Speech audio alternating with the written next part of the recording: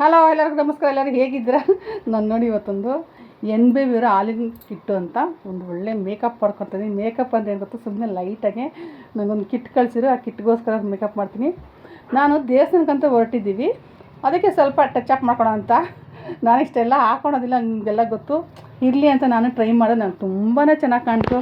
First time ಐತೆಲ್ಲ ನಾನು ಹಾಕ್ತಾರೋದು. ನಾನು ಹಾಕ್ತೀನಿ ಕ್ರೀಮು, ಫೌಂಡೇಶನ್ ಎಲ್ಲ ಅದೆಲ್ಲ ಹಾಕೋದಿಲ್ಲ ನಾನು.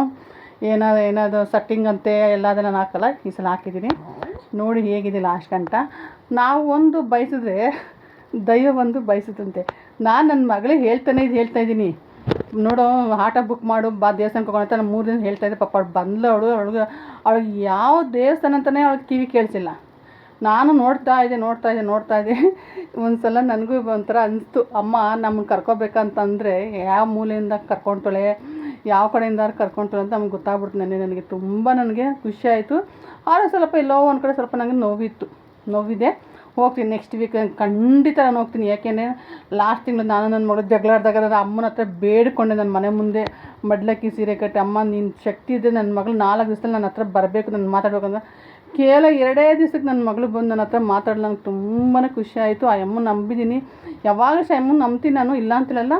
ಆದರೂ ಇರಲಿ ಅಂತ ನನಗೊಂದು ಸ್ವಲ್ಪ ಅಪನಂಬಿಕೆ ಇತ್ತು. ಆದರೆ ನನ್ನ ದೇವರು ನನಗೆ ತುಂಬ ಕೈಗೊಡ್ತು. ರೂಪ ಹೇಳ್ತಾ, ಶಶಿ ತುಂಬ ಶಕ್ತಿ ಇದೆ ಶಶಿ ಅಂತ. ಇಡೀ ಬೆಂಗಳೂರೇ ಕಾಯ್ತಾಳಂತ ಅಮ್ಮ. ಇನ್ನು ನನ್ನ ಮಗಳು ಕಾಯಲ್ವ? ಖಂಡಿತ ಕಾಯ್ತಾಳೆ. ಅವಳು ಅಂತೂ ಇಂಥ ಮೇಕಪ್ ಮುಗಿಸಿದ್ದೀನಿ. ಎಲ್ಲ ನನ್ನ ಮೇಕಪ್ ಮೇಲೆ ಯಾರೂ ನನಗೆ ಕೆಟ್ಟ ಕಮೆಂಟ್ಸ್ ಹಾಕ್ಬೇಡಿ. ನಾನು ಇಷ್ಟೇ ಮೇಕಪ್ಪು, ತುಂಬ ಸಿಂಪಲ್ಲು. ಮೇಕಪ್ ಎಲ್ಲ ಮುಗೀತು. ನನ್ನ ಮಗಳು ಸರಿ ಹೊಲ್ಡನಮ್ಮ, ಆಟೋ ಬುಕ್ ಮಾಡ್ತೀನಿ. ಸರಿ ಮಾಡಮ್ಮ ಅಂದೆ. ಅವಳು ಎಲ್ಲಿಗೆ ಬುಕ್ ಮಾಡೋಳಂತ ಸ್ವಲ್ಪ ನೋಡಿ, ನಿಮಗೆ ತಮ್ಮೇಲೆ ನೋಡೋದು ಗೊತ್ತಾಗುತ್ತೆ. ಅವಳು ಸ್ವಲ್ಪ ರೆಡಿ ಆದಳು. ಮಳೆ ಏನು ಗೊತ್ತಾ, ನಾವು ಆಚೆ ಕಾಲಿಟ್ವೋ ಇಲ್ವಾ, ಮಳೆ ಸ್ಟಾರ್ಟ್ ಆಯಿತು.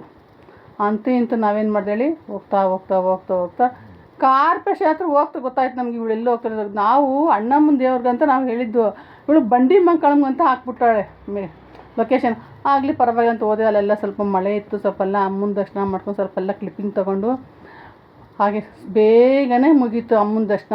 ಅಷ್ಟು ಚೆನ್ನಾಗಿ ಮುಗೀತು. ಬರಬೇಕಾದ್ರೆ ಮಳೆ ಇತ್ತು. ಹೇಗೋ ಅಂದ್ಬಿಟ್ಟು ಸ್ವಲ್ಪ ಕೂತ್ಕೊಂಡು ಅಮ್ಮನಿಗೆ ಫೋಟೋ ಇಟ್ಕೊಂಡೆಲ್ಲ ಮಾಡಿ ಬರ್ಬೇಕಾದ್ರೆ ನನ್ನ ಮಗಳು ಹಂಗೋದ್ಲು. ನಾನು ಈ ಕಡೆ ಬಂದೆ. ಅವಳು ಶೂಟಿಂಗ್ ಇದೆ ಅಂತಮ್ಮ ಅಂದು. ಸರಿ ಆಯ್ತಮ್ಮ ಅಂದೆ.